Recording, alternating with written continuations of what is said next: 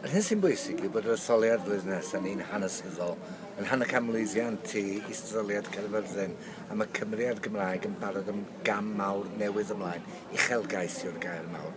Bod rhaid i'r llywodraeth nesaf pwy bynnag sy'n ynddi fod y uchelgais mawr dros y Gymraeg neu dwi ddim yn mynd i lwyddo. Naillai bod yna cynyddu neu materiwio mynd i fod. A'r tair nod yn syml iawn yw un, bod polisïau i greu miliwn o siaradwyr eto, fel bod gen i mas o siaradwyr i siarad Cymraeg, atal yr allfudiad yn ail o'n cymunedau Cymraeg, mwyn cadw'n cymunedau, ac yn drydydd, i hangi'r hawl i ddefnyddio'r Gymraeg ym mhob maes o fywyd. Fel nag e jyst iaith byd addysg, ond iaith Cymru gyfan yw'r Gymraeg. Costy'r uchelgais o wneud y Gymraeg yn brif iaith Cymru eto. Dim llai na hynny.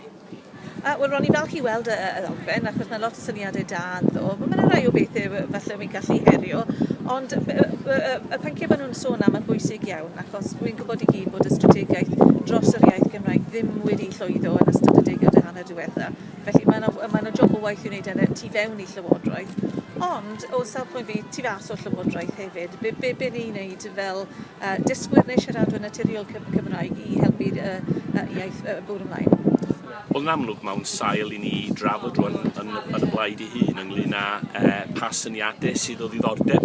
Yn amlwg, fel nes i ddeud, di pob syniad ddim, mae'n debyg yn mynd i ddenu gefnogaeth y mwyafrif o mewn yn rhaid i, ond dwi'n gwybod iawn i barhau efo drafodaeth fel dwi wedi bod yn gwneud dros y 6-9 mis ol yma efo'r Gymdeithas. Dwi'n meddwl mae'r brif neges ydy rôl yr economi, a mae rhaid i ni wneud mwy o waith ynglyn â marchnad llafur yma yng Nghymru a sut dyn ni yn rhoi mwy o gefnogaeth hwyrach i rai hynny sy'n isio aros o fewn i ardaloedd genedigaethol neu hwyrach creu sefyllfa lle mae y farchnad lafur lawr yn ne Cymru yn adlewyrchu yn Nghymru dwyieithog ni yn well.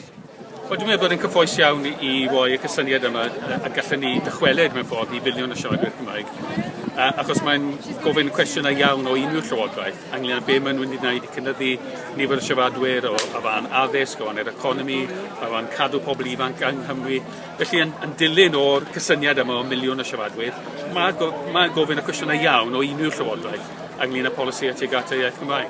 Dwi ddim yn digon yn ei hunan i dyfynu addysg, ond mae ddelfyd bod pob un plentyn a continuum iaith ac yn cael rhywfaint o addysg drwy'r gyfrwng Gymraeg, a rhywbeth y dylen ni trafod yn y gofod nawr yng Nghymru, dwi'n meddwl, achos mae'r hyn falle teimlad eliniaethus yn erbyn y Gymraeg wedi diflannu, ond mae hefyd i bobl sylweddoli bod addysg dwyieithog yn fuddiol ar draws y cwricwlwm, dim jyst y gyfer Gymraeg a Saesneg, ond yn fuddiol i dyfu yn llawn y plentyn.